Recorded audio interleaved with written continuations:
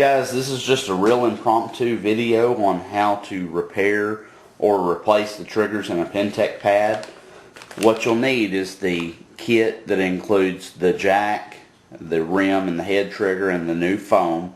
You can get that from either Pintech by calling them at 800-445-0506, or you can get it through any authorized Pintech dealer.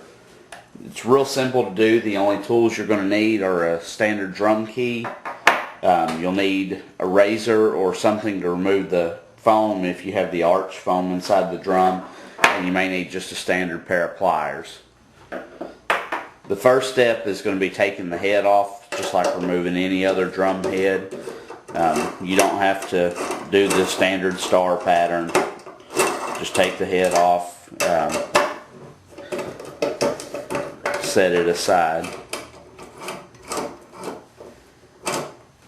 Okay, now that I've got the head loose, I'm just going to take it off, set the hoop and tension rods aside. The next step is going to be to remove this old foam. And it's stuck on there pretty good, so you'll start tearing it out. The trigger is mounted inside in the foam itself, so you'll have this left. So that's when you're going to take your razor, and all we're going to do is just kind of ease this foam and start cutting it and just work it out. I found also different chemicals. I like to use carburetor cleaner, help to remove this, but if you'll just work it with a razor, and you're going to completely remove all of that foam. Okay, now that we've got that cleared, all I'm going to do is unscrew the old triggers and pull them out. And this is where you might need your pair of pliers depending on how tight they are.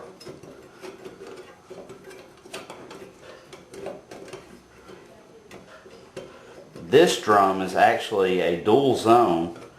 You'll notice it had two jacks in it. It was the older style, so it actually has two different plugs, one for the head and one for the rim. But the newer style we're going to install has a stereo jack, so they're all on one. We just pull those out, and again, you can rub this with your finger or rub an alcohol, or you can use, like I said, I like to use carburetor cleaner because it eats away the material and doesn't hurt the drum.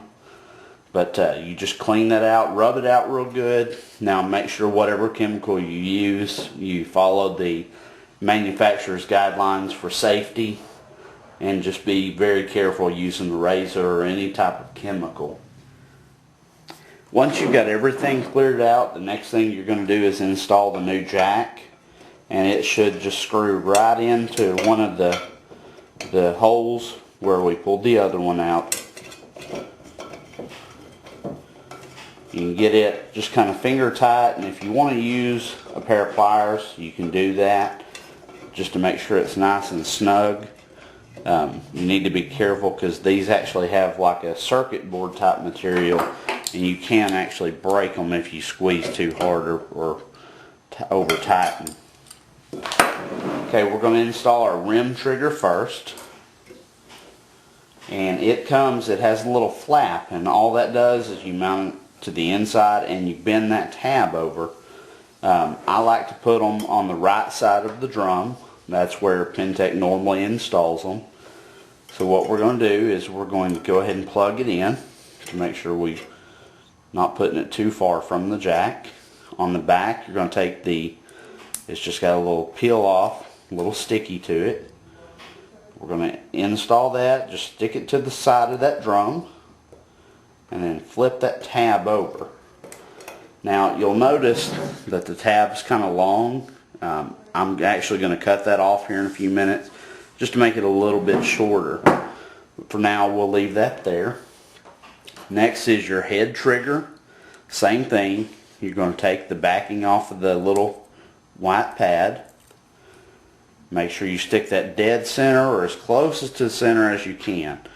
Just stick that down on the end of the drum, and it'll run around and it'll plug in. Now, what I'm going to do is I'm actually going to use just a little bit of hot glue, and we'll kind of glue that into place and that into place to hold that down. Alright, now that we've got our trigger's in place, we're going to put the foam insert in. You'll notice it's got two different densities. The softer part goes up, the harder, darker colored foam is going to go down. All we're going to do is we're going to pull the blue backing off of the adhesive. We're going to put that dead center on top of our trigger. Okay, and then once you got it there, carefully remove the top blue backing. Once you got that off, now it's time to replace the drum head. Now be very careful when you put the head on that you're putting it on as close to center in place where you want it, because that center foam is going to stick to it. Okay, once you've got your head in place, all we're going to do is put the hoop back on and then tighten up all of our tension rods like you normally would, and then test your drum and you're pretty much done.